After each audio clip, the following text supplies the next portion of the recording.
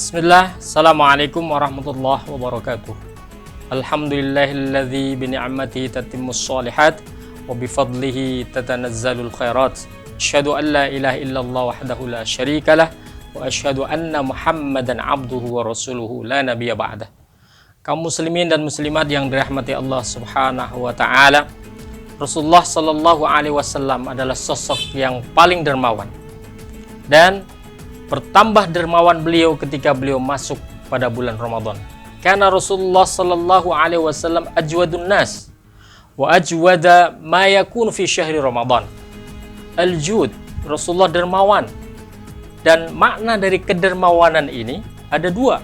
Yang pertama yang disebut dengan al-jud al-hissi, kedermawanan yang sifatnya secara fisik. Yang kedua adalah al-jud al-ma'nawi, kedermawanan yang sifatnya maknawi.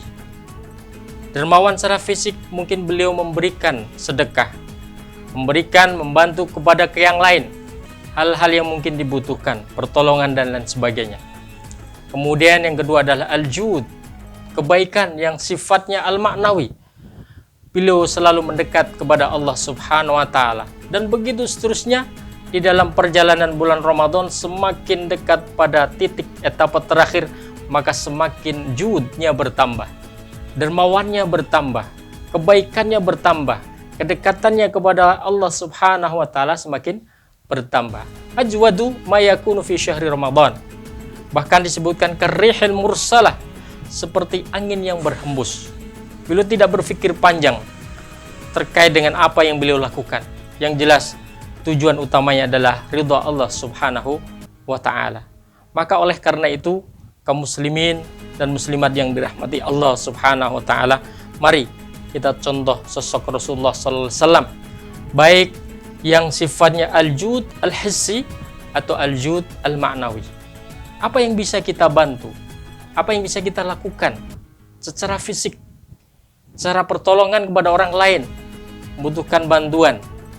Mungkin sifatnya buka puasa, atau ini sifatnya kebutuhan-kebutuhan sehari yang mungkin diperlukan oleh saudara-saudara kita yang lain, atau apa saja. Maka sedekah, infak, wakaf dan lain sebagainya ini semakin kita galakan. Seharusnya semakin kita bersemangat untuk memberikan sebagian harta yang Allah titipkan kepada kita semuanya, apalagi di bulan Ramadan yang waktunya ini berbeda dengan waktu yang lain. Maka dari itu kita maksimalkan apa yang Allah titipkan kepada kita semuanya. Ma 'indallahi baq wa ma 'indakum yanfad. Apa yang kita titipkan kepada Allah Subhanahu wa taala itulah yang kekal, yang kita akan jadikan investasi di akhirat kelak, yang akan kita ambil manfaatnya di akhirat kelak. Kita ambil pahala yang berlimpah di akhirat kelak.